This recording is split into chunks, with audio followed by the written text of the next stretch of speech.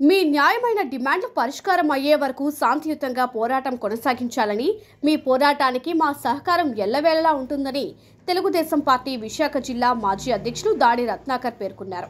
ఈ మేరకు స్థానిక నెహ్రూ చౌక్ జంక్షన్లో డిఆర్డీఏ వెలుగు సిబ్బంది తమ న్యాయమైన డిమాండ్లు పరిష్కరించాలని కోరుతూ చేపట్టిన దీక్షా శిబిరాన్ని బుధవారం రత్నాకర్ సందర్శించి సంఘీభావం తెలియజేశారు. ఈ సందర్భంగా రత్నాకర్ మాట్లాడుతూ బిఆర్ అంబేద్కర్ రచించిన రాజ్యాంగం ప్రకారం ఎవరి హక్కులకు భంగం కలిగినా పోరాడి సాధించుకునే హక్కు ఉందన్నారు. ఈ హక్కును ఉల్లంఘించే అధికారం ఏ ప్రభుత్వానికి గానీ అధికారులకి గానీ లేదన్నారు. మిమ్మల్ని భయభ్రాంతులను చేయడానికి, మీ పోరాటానికి నీరుగార్చేందుకు మిమ్మల్ని ఉద్యోగం నుంచి తొలగిస్తామని, ఎస్మా ప్రయోగిస్తామని చెప్పినా ఎవరూ భయపడాల్సిన పని లేదని, ఎందుకంటే మరికొన్ని రోజుల్లో ఈ రాష్ట్ర ప్రభుత్వాన్నే ప్రజలు తీసేందుకు సిద్ధంగా ఉన్నారన్నారు. రోడ్డుపైకి వచ్చి టెంటు వేసి ధర్నా చేపడితే తప్ప మీ సమస్యలు పరిష్కరించడానికి ఏ ప్రభుత్వం అధికారి స్పందించి మీ సమస్య పరిష్కారానికి చర్యలు తీసుకునే పరిస్థితులు ఉండవన్నారు. మీ సమస్యల పరిష్కారం కోసం సంక్షేమం చేస్తున్న పోరాటం ఏ వ్యక్తి మీదో, వైసీపీ పార్టీ మీదో కాదని, ఈ ప్రభుత్వం పైనే అని, దీనికి ప్రభుత్వం తప్పక తలోకి మీ న్యాయమైన డిమాండ్ల పరిష్కారానికి దిగి రావాల్సిందే అని అన్నారు. మీరు చేస్తున్న పోరాటానికి అన్ని రాజకీయ పార్టీలు, అధికారులు సంఘీభావం తెలపాల్సిన బాధ్యత ఉందని రత్నాకర్ పేర్కొన్నారు. కార్యక్రమంలో S Srinivasarao, Y Balaraju, B Ramakrishna, Prakash, Sai Ramesh, Velugu సిబ్బంది పాల్గొన్నారు. ప్రజాస్వామ్యంలో సాధించుకోగలుగుతాం తప్ప ఇదే విషయం మనం 100 మంది వెళ్ళి సీఎం ఆఫీస్కో లేదా మంత్రి గారి ఆఫీస్కో వెళ్ళి మనం అనేక సార్లు అడిగాం, రిప్రజెంటేషన్లు ఇచ్చాం. ఏ రోజు కూడా ఆ క్వశ్చన్ అలాగే తప్పకుండా చేద్దాంలేండి. చెయ్యను అనే పదం ఎవరు రాండ్రు, చేస్తామని అంటారు, కానీ ఎప్పుడు చేస్తారు? దానికి ఏం పద్ధతులు ఉండవు. మన పోరాటం ద్వారా మన రోడ్డు మీదకి వచ్చి మన నిర్దిష్టమైనటువంటి గడియలు మనం ఇస్తే తప్ప, ఈ సమయంలోపు మీరు చేస్తే తప్ప, మేము విధుల్లోకి చేరమని అల్టిమేటం ఇస్తే తప్ప ఏ ప్రభుత్వం దిగిరాదు, ఏ అధికారి దిగిరాడు. ఈ ప్రజాస్వామ్యంలో ఇంకొకటి, ఇవాళ రాజ్యాంగ పరంగా బిఆర్ అంబేద్కర్ గారు రచించినటువంటి రాజ్యాంగం ప్రకారం ప్రతి ఒక్కరికి హక్కు ఏంటి? మనకు కావాల్సింది స్వేచ్ఛాయుతంగా మనం అడగగలుగుతాం. ఏ మామూలు ప్రభుత్వ ఉద్యోగి మాత్రమే కాదు, కాంట్రాక్ట్ ఉద్యోగాన్ని అడుక్కోగలుగుతాడు, అవుట్ సోర్సింగ్ ఉద్యోగాన్ని అడుక్కోగలుగుతాడు. అలాగే రోడ్డు మీద ఉండేటువంటి ఒక సాధారణ పౌరుడు కూడా వారి తాలూకా హక్కులకి భంగం వాటిల్లినప్పుడు ఆ హక్కుల్ని పరిరక్షించుకోవడానికి తప్పకుండా రాజ్యాంగ పరంగా మనకు తగలబడినటువంటి హక్కులు అవన్నీ. ఈ హక్కుల్ని ఉల్లంఘించేటువంటి ఇవాళ పని ఇవాళ పోలీసులకు కానీ ఇవాళ ప్రభుత్వం కానీ చేపట్టడానికి ఏ విధంగానూ అధికారం లేదు. కాబట్టి శాంతియుతంగా మనం ఎన్నాళ్ళు చేసినప్పటికీ కూడా ప్రభుత్వం తలకి మన డిమాండ్లని ఒప్పుకోవాలి. అందులో భాగంగా మనం ముఖ్యంగా చూసాం, ఇవాళ 15,000 రూపాయలకు మనం ఇచ్చేటువంటి ఇవాళ పనిచేసేటువంటి విధానం లేదు. ఇవాళ మన స్కూల్ పిల్లలే ఇవాళ ఫీజులు కట్టాలంటేనే సుమారు 50,000, 60,000 రూపాయలు ఆగిపోతా ఉన్నాయి పిల్లలందరూ కూడా ఇవాళ. కాబట్టి ఇవాళ మనకి 15,000 రూపాయలు చేయడమే ఇప్పటి వరకు చేయడమే పెద్ద త్యాగం. మీరు ఇకనైనా ఇవాళ ప్రభుత్వం కళ్ళు తెరిచి ఇవాళ మీ డిమాండ్లన్నీ కూడా ఆమోదించాల్సినటువంటి అవసరం ఉంది. తప్పకుండా ఆమోదిస్తారు.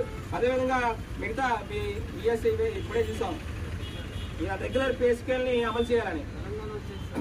ఒక్క విషయం అండి మీకు చెప్పేది, ఈ ప్రభుత్వం పనితీరు ఎలా ఉందంటే, ఇవాళ మిడ్ డే మీల్స్ వండుతూ ఉన్నారు, మధ్యాహ్నం భోజన పథకం వండుతూ ఉన్నారు. ఎక్కడో పాపం చాలా ముసలి వాళ్ళు, ఆ ఊర్లో ఆ స్కూల్ పక్కన ఉండేటువంటి వడుగు పలికిన మహిళలు వాళ్ళందరూ కూడా వాళ్ళు ఎంత పెట్టుబడి పడతారు. మొన్న నర్సింగ్ బెల్ వెళ్ళారు స్కూల్ నుంచి. వెళ్తే ఆ నర్సింగ్ బెల్లో నెలకి 54,000 రూపాయలు ఓన్లీ సరుకులు కొనడానికమ్మా. జీతం కాదు, జీతం ఎంత? 3,000 రూపాయలు జీతం. 3,000 సరుకులు కొనడానికేమో 54,000 రూపాయలు ఖర్చు అయితే సుమారు 3 నెలలు అయింది. 1,60,000 రూపాయలు ఈ రోజుకి కూడా ఇవ్వలేదు. అంటే 3,000 రూపాయలు జీతం తీసుకునేటువంటి ఒక ముసలావిడ, 60 సంవత్సరాల ఆవిడ 1,50,000 రూపాయలు అప్పు చేసి ఈవేళ స్కూల్లో పిల్లలకు భోజనం పెడితే ఆ ఘనత ముఖ్యమంత్రి తీసుకుంటారా? ఆ 60 సంవత్సరాల ఆవిడికి ఇవ్వాలా? మనం ఆలోచించాలి. ఎవరికి ఇవ్వాలండి? నా స్తోమత లేకపోయినా, నేను పేదరికంలో పుట్టినా, నేను మానేలేదే భోజనం పెట్టడం. అయ్యో ఈ పిల్లలు వస్తువులుంటారు అనేటువంటి ఏకైక ఉద్దేశంతో ఆవేళ అప్పు చేసి, అప్పు ఇచ్చినాడు కూడా ఆవేళ వచ్చాడు. ఏమంటే అప్పు తీసుకుంటే 1,54,000 3 నెలలు అయిపోయింది, మీరు ఇప్పించారు సార్ అంటే డిఓ ఫోన్ చేసాం.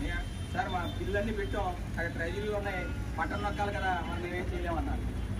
అంటే ఈ విధమైనటువంటి పరిపాలన అందిస్తాం. అవుట్ సోర్సింగ్లో ఎన్టీఆర్ హాస్పిటల్లో ఇవాళ మనం చూస్తే ఎంప్లాయీస్కి 18,000 రూపాయలు కాంట్రాక్చువల్గా వాళ్ళకి డబ్బులు ఇవ్వాలి. దానికి పేమెంట్ అవుట్ సోర్సింగ్ రూపంలో జీవో ఉంది. ఇవాళ వాళ్ళకి ఇచ్చేటువంటి డబ్బులు 9,000 రూపాయలు, సగం అండి. మిగతా డబ్బులు ఎక్కడికి వెళ్తున్నాయి, ఎవరికి వెళ్తున్నాయి తెలియదు, గాలి కలిసిపోతా ఉన్నాయి.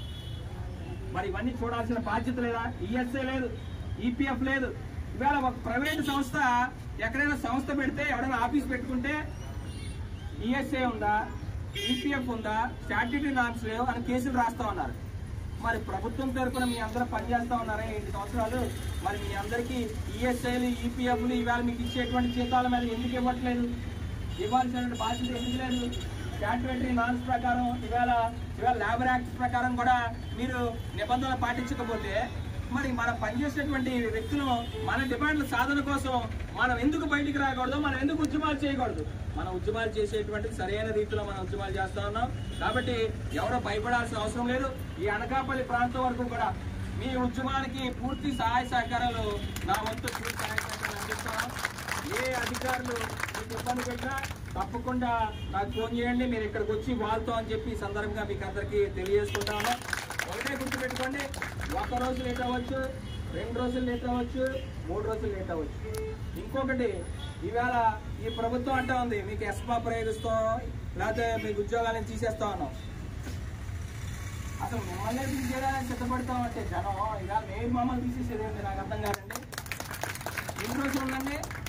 ఏప్రిల్ 14వ తారీఖు ఎన్నికలు. ఏప్రిల్ 14వ తారీఖు ఎన్నికలు.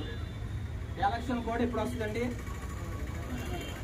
మార్చి 1వ తారీఖు నోటిఫికేషన్ వస్తుంది. నోటిఫికేషన్ అంటే ఎలక్షన్ కోడ్.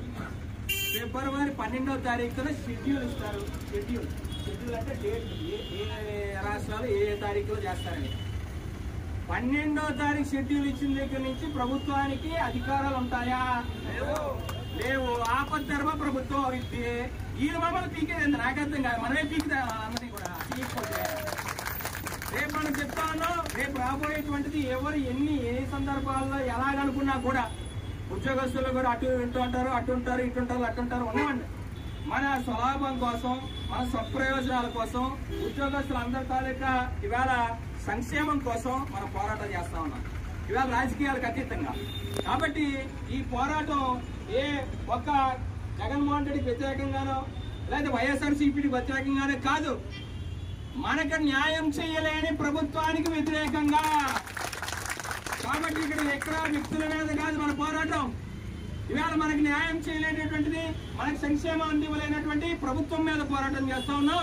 ఆ ప్రభుత్వం ఎవరైనా సరే తలొగ్గాలి, మన పోరాటాలకి తలదించుకొని రావాలి, మన డిమాండ్లకి అంగీకారం తెలపాల్సిందే. తప్పకుండా అంగీకారం తెలుపుతుందని సందర్భంగా మేము తెలియజేసుకుంటూ, మీకు మీ తాలూకా పూర్తి ఇవాళ ధర్నాలకు కానీ ఇవాళ ఏ కార్యక్రమానికి కానీ సరే మా పూర్తి సహాయ సహకారాలు మీకు సంపూర్ణంగా మేము అందరూ అందిస్తామని సందర్భంగా తెలియజేసుకుంటూ సెలవు తీసుకుంటాము.